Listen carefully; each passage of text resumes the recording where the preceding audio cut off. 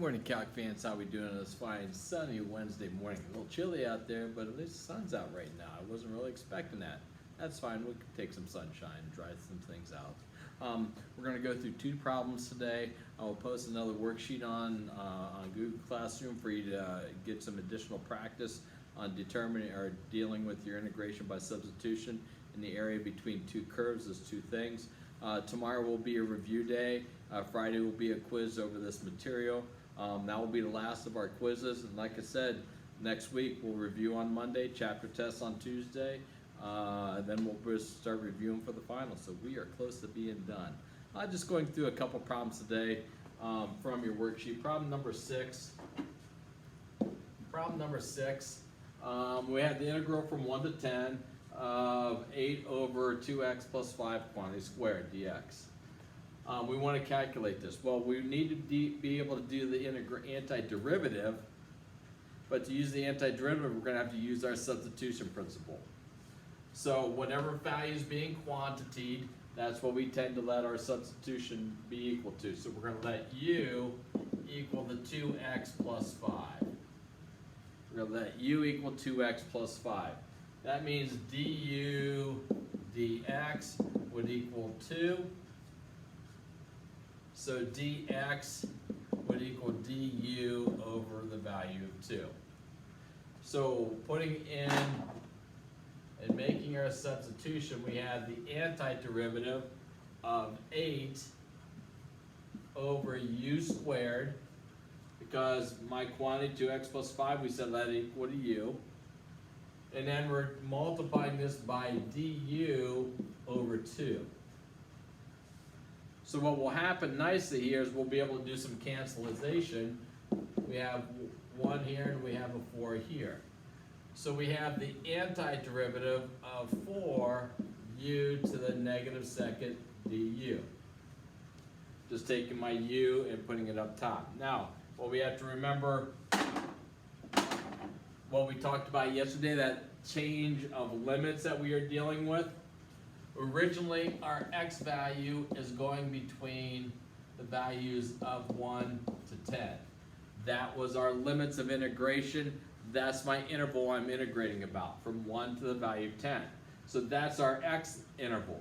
But we have to take it and put it into our u interval.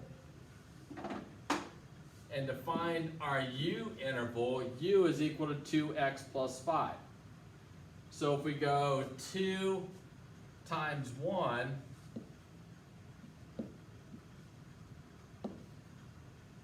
two times 1 plus 5, just putting in our value of 1 into this, we get a value of 2 plus 5, which is a value of 7.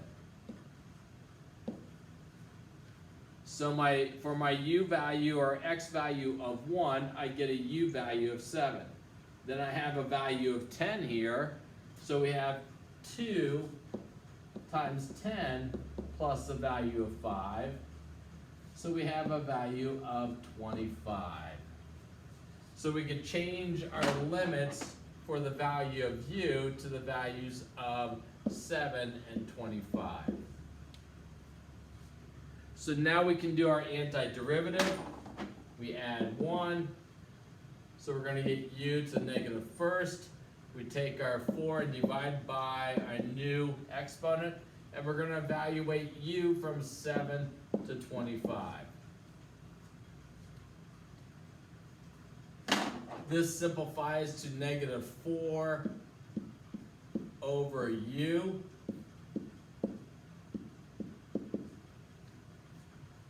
So we evaluate at 25, negative 4 over 25, minus a negative 4 over 7. Got a little boom ching here, so we have minus a negative. So we have negative 4 over 25. Let's see, negative 4 divided by 25 plus 4 divided by 7. And I'm going to do my math, hit enter. Take me back to a fraction of 72 over 175.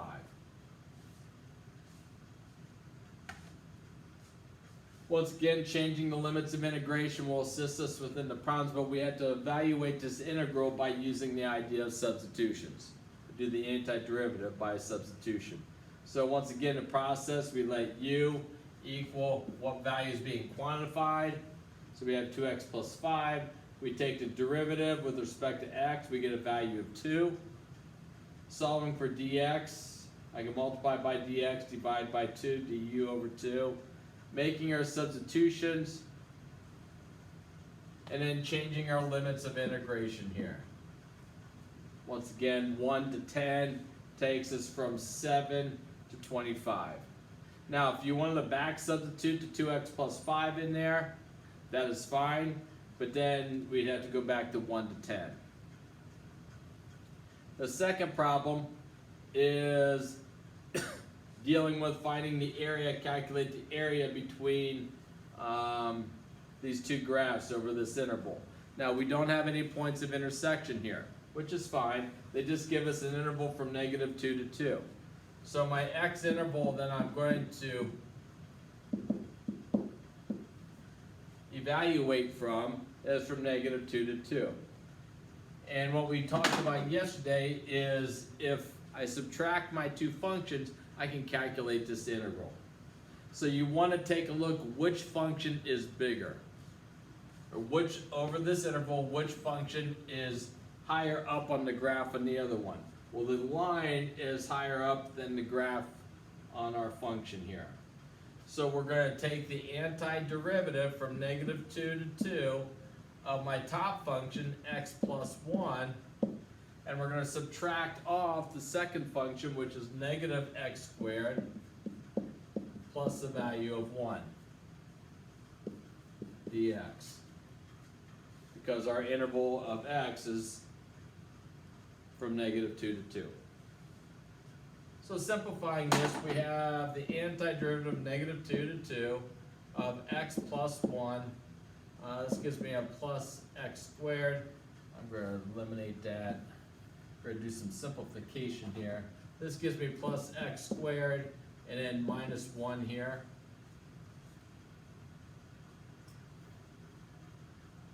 So then I can do my combinations. I have an x squared, I have a plus x, I have a plus 1 and a minus 1 that cancel out, so we're just left with dx.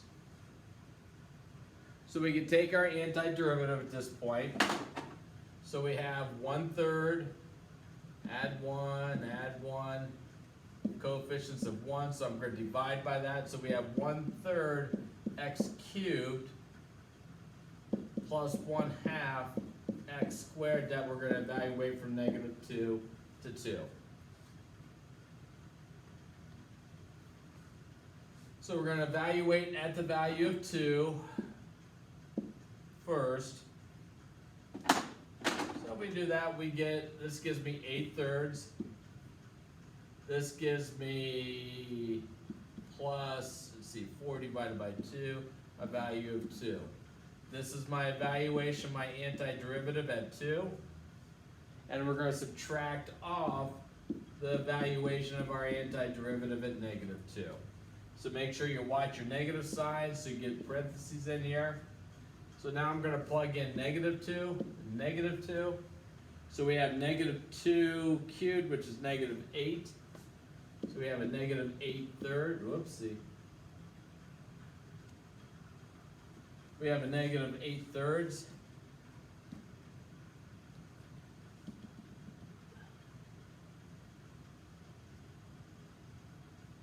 Try that again. We have a -8/3. With the first one, if I square -2, I get 4 divided by 2. So we still have a plus 2. Once again, watch your negatives here. So we have 8/3 plus 2 plus another 8/3 and then minus 2. The minus 2's, they cancel out. So we have 8/3 plus 8/3. That gives me 16/3 squares, or 5 1/3 squares. And that would be the area amount of area between the two shade or between the two graphs over that interval. If you have any other questions, feel free to ask. I'll be more than happy to assist you as best as possible. Once again, the integration by substitution, I would suggest you do your change of limits. Most college professors will ask you to do that. I would go both ways in regards to, you know, if you didn't do that and you went back to X and evaluated, that's fine. But using the limits of integration here and changing limits of integration, sometimes that becomes a little bit easier for you because my numbers, I don't have to do much calculations at the end. Feel free to ask any questions though if you have any other questions. Tomorrow I may go over another problem here and post a review sheet, and once again we'll do a quiz on Friday on integration by substitution and also your area between the curves.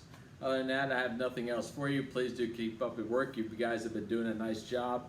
Continue to do that. Keep up with the work. I miss you guys. I wish you were in class, but you know, it's our reality, so we'll keep going. But if you have any questions, feel free to ask. Once again, continue to work and get, you know, work on what we are going through here in school. Adios, you folks. Have a great day. Miss ya.